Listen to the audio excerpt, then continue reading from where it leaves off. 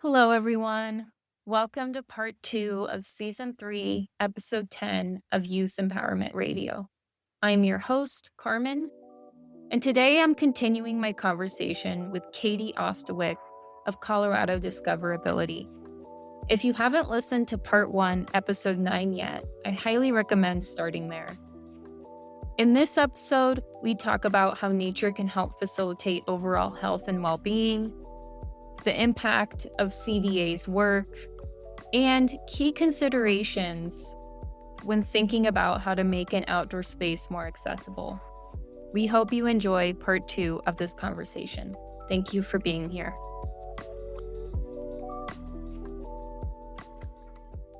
It gets me just thinking about like my happy healing place is being in the woods by myself, like being by a creek, feet in the soil, swimming in the river, all the things like that's like where I go to find my solace. And yeah, so I could definitely see that. I'm curious, like, how have you seen nature or like the outdoors kind of help facilitate, healing or like this well-being, mental well-being, or even physical well-being for the folks that you're working with?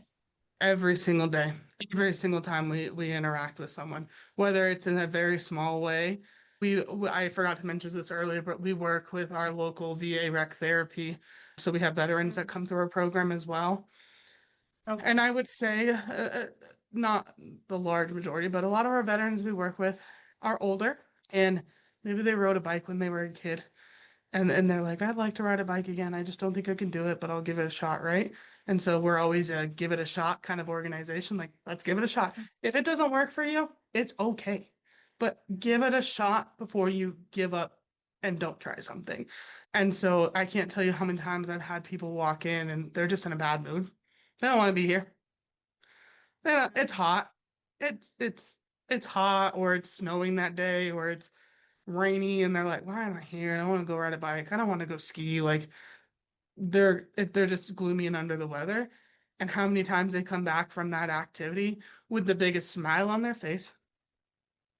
They won't stop talking, which is always wonderful. And they talk about the new things they got to see, or the experiences they saw on the trail, or the new friend that they just made. Like, they got to meet someone that was maybe stationed in the same place as them, or lived in the same area as them, or whatever it might be, and they get to interact and have that conversation, and they're not in like in an office talking to their therapist about whatever problems they might have gone through or continuing to go through and working that out. They're out in nature, talking to their friends, sometimes having very serious conversations about life and things like that, but they feel like they can do that while doing a physical activity outside. I mean, how many times do people say, okay, close your eyes and go to your happy place? And it's always somewhere outside, whether it's on the beach, whether it's in the mountains, whether in the desert, wherever it is, majority of the time it's somewhere outside. And so I think just, remembering, like, being outside, getting that little sun exposure, making sure you're wearing your sunscreen, but getting that vitamin D in your body, and like it's life changing. Yeah. And it's awesome to see that happen. Yeah.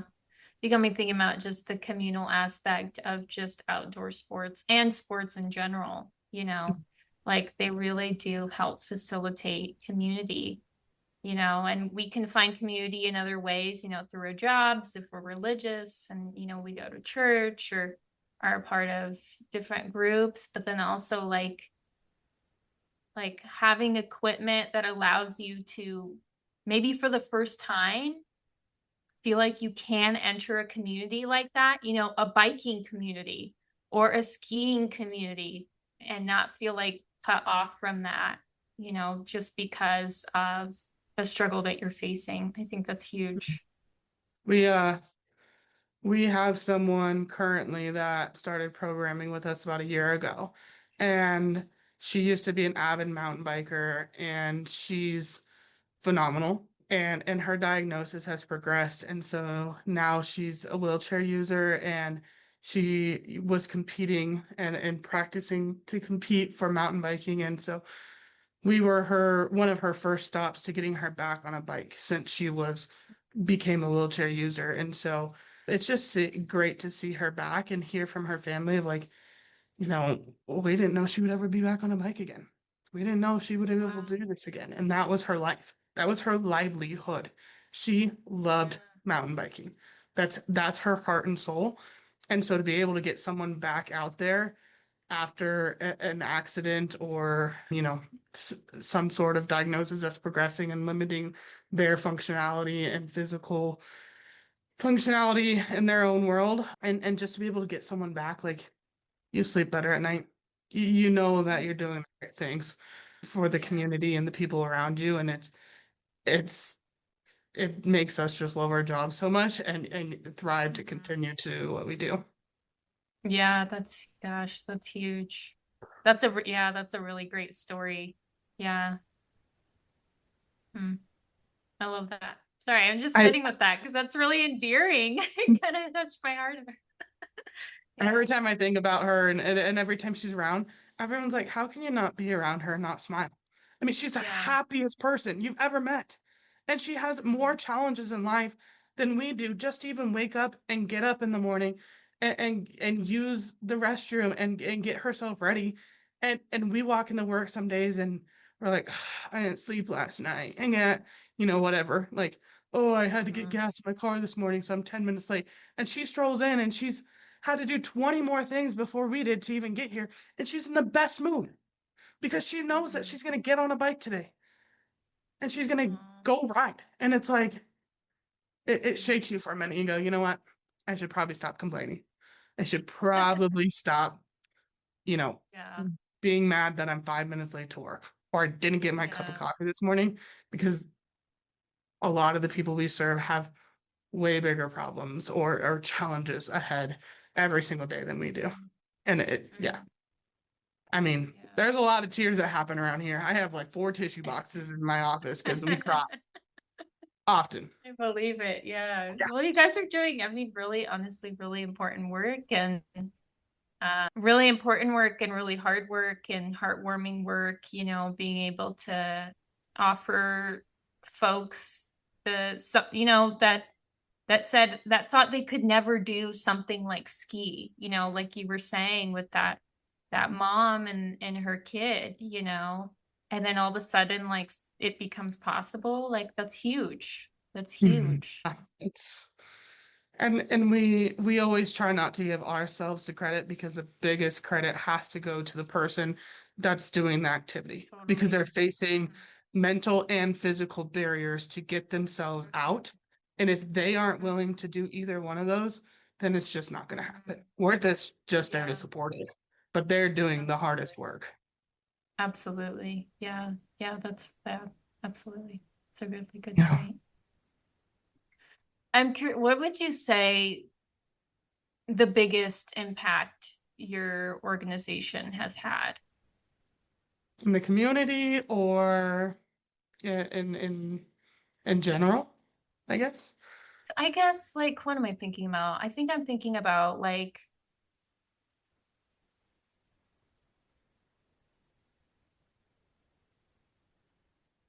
in the lives of the people that you're supporting, I think. Like, what do they, when they go to your program, like, what do they walk away from? Like, what do they say? Things like that.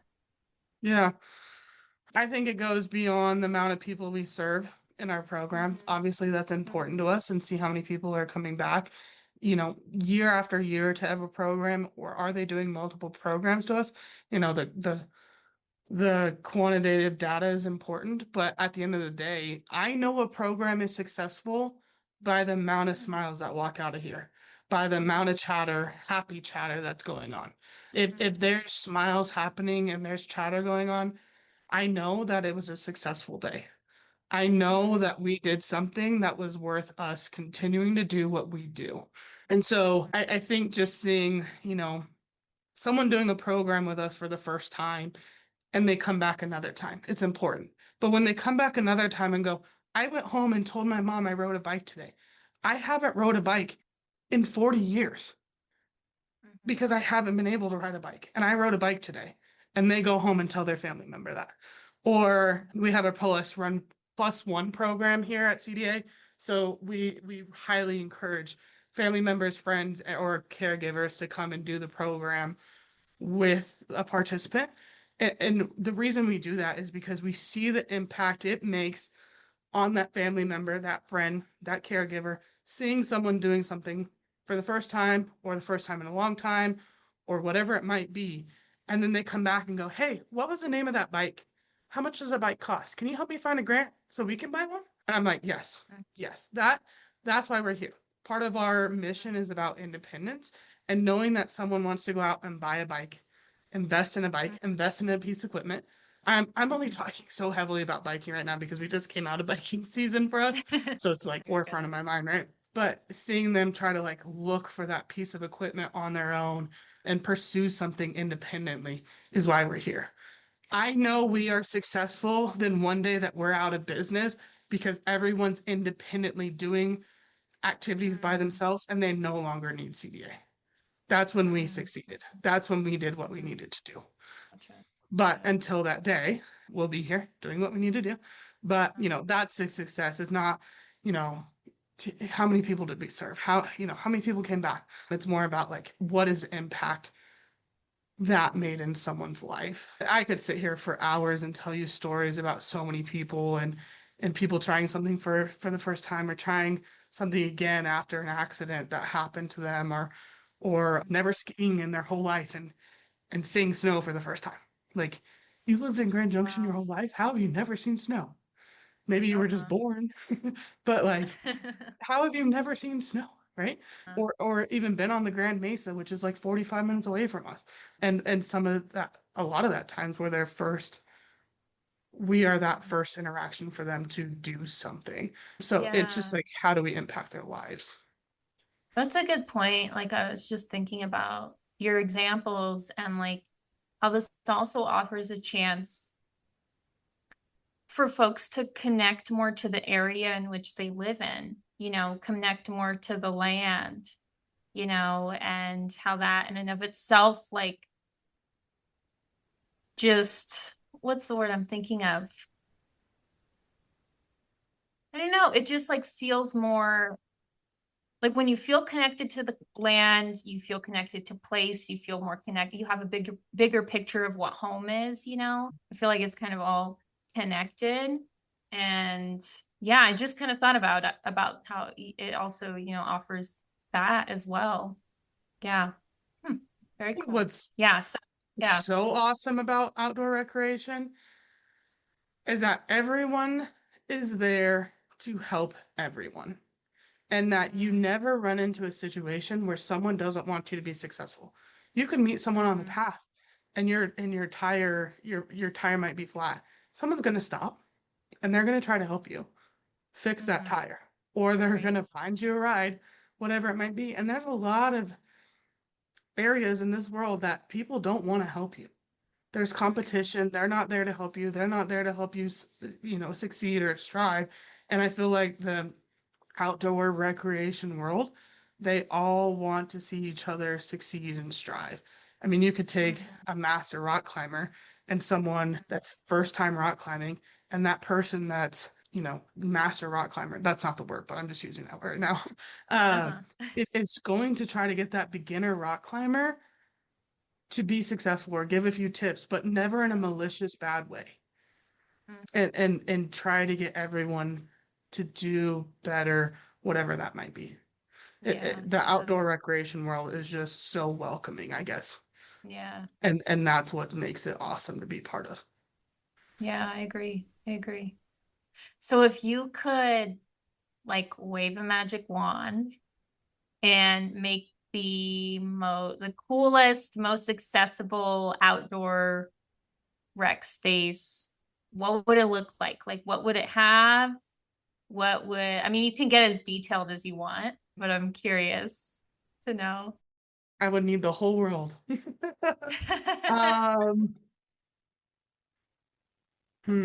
Okay. I think the biggest thing would be is to think about accessibility while building the area Okay. before making accessibility an afterthought. I think Okay. that's one of the challenging things that we run into is that accessibility is an afterthought rather than an initial thought. So I think whatever we're doing, you think about accessibility immediately as you're building that area. Obviously, I've already talked about it, restrooms, facilities, everything like that. There's nothing more frustrating to me than trying to go somewhere and someone can't access something. That immediately limits that independence that we are trying to push all the time. And half the time all it is building a ramp.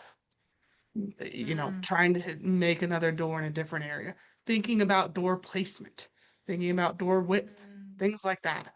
And yes, I know things do cost. I don't live in a world that everything, doesn't cost and accessibility doesn't cost a little bit more, but like doing that initially, then thinking about it later will save you lots of money and time anyways. I think also transportation, that's something CDA runs into all the time. We don't have a wheelchair accessible van. And so transportation is a massive challenge for a lot of our participants.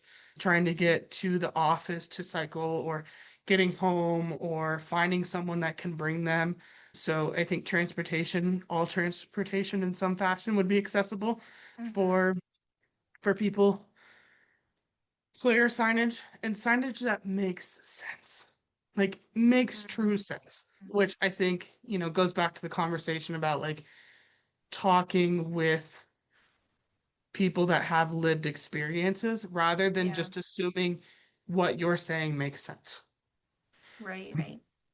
Because I think that can be a failure at time. And I think the other thing is that, breaking down the barrier of, I'm trying to say this in a way that it sounds correct. Breaking down a barrier that is inclusive and people can recreate together it with all abilities. I think that's a huge, huge thing is that someone that has a disability is looked at so drastically different than someone who does not live with a disability. And trying to break down that barrier of we can all do this activity together. We can all recreate together and not even letting that sit in people's mind as, what challenges might arise here, whatever it might be. Let's all just do it together and get past that barrier and not even be a thought in our mind anymore about, people living with disabilities and not someone that doesn't have a disability and making that an inclusive part of life more than ever before. Yeah. You don't have a perfect like physical, like of course we'd all love skiing and skiing to be all year round, and we'd all love rafting and we'd all love mountain biking and all those. Like I think just like as overall general thinking about a magic wand and accessibility and outdoor space like is more about how people perceive adaptive outdoor recreation. Yeah. Trails are for everyone. It's kind of what I'm hearing. Yeah. Yeah. Trails are for everyone. The outdoor space is for everyone. Yeah. And making something accessible doesn't mean you're making it easier. Right. Yeah. That's huge. Yeah. Love it. We have a golf tournament, one of our fundraisers.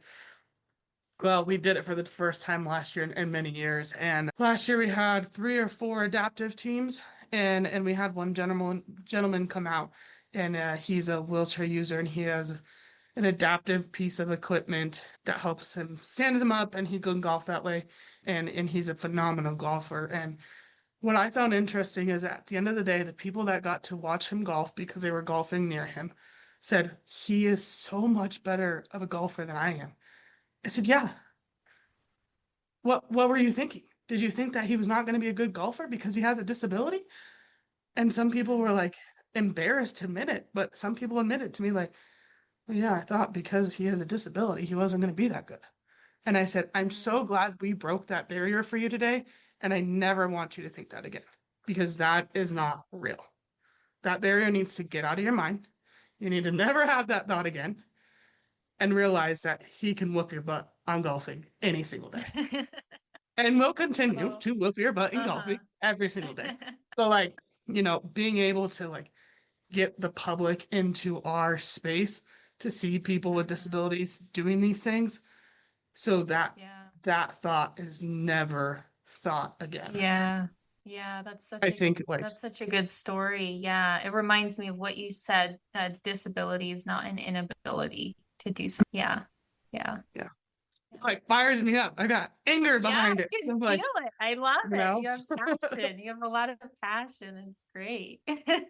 you live in this Yeah. world every single day, and interacting with some of the greatest people I've ever met in my whole entire life. And Mm, when someone starts to talk negative about someone with a disability or whatever it might be, like it gets under my skin, and I'm just like, you don't even yeah. know. You have Yeah. no clue. You have no Yeah. clue. And then I challenge them to come volunteer with us, or do a program with us, or come to an event with Mhm, us and learn that their thought that they have is needs to no longer ever be a thought for them. mm, yeah. Wow. So I think, yeah, Yeah. I think just being welcome, and people feeling empowered to do things, and breaking down those barriers of access, equipment, knowledge, training, tools, any bad thought that someone goes through someone's mind because someone lives with a disability is like, my perfect wand waving. Uh-huh. One day I'll find it, right? Yeah, yeah. I love it. Well, I always love to end with this question. And it's, what are 3 books you would recommend? And they don't have to be necessarily around this topic, but yeah, if there's 3 you would recommend, or a couple. Okay. I hope no one thinks of me differently. I'm not a book reader. Okay, okay, I well, I have a 2-year-old daughter. I don't have uh-huh. time to sit down and read books. But I actually, for the first time in my whole life, about a year ago, started reading books. Uh-huh, Eh, I'm more of an audible listener, because sitting uh-huh, down reading the words, my brain doesn't process those as well. I find myself uh-huh. like repeating the same line 4 times to understand what it just said. And so I'm not a book reader, but I have 2 books. One I'm interested in Okay, reading, and one I'm actually actively listening to. The okay. one I'm listening to at the moment is called The Hard Parts by Oksana Masters, and she's a Paralympian. She's phenomenal. If you don't know Okay. Oksana Uh-huh. Masters, you should look her up. But she's amazing. So I'm listening to her book right now, and talks about her life and how, where she started when she was a kid, and how she's where she is now. So I want to say I already recommend it, even though I'm not that far into the book, just because I think it's so wonderful. And I know her Mhm. story as well. So just hearing it from firsthand from her is so great. And then another one I've been recommended multiple times by people is called Spoke by Spoke by Dr. Terry Chase, and she's actually local to Grand Junction. Mm, And it's about her life and how she was a cyclist, and then she got in an accident, and now how her life has changed for her. And a mm, lot of people here locally know Dr. Terry Chase. And so I think that might be another book I try to pick up here soon. I think I have to physically read that one. So I'm gonna sit down mhm, and be determined. But I don't like fictional books. And it mm, just, I don't have that imagination sometimes. So yeah, I think those will be 2 interesting books to read and to learn about.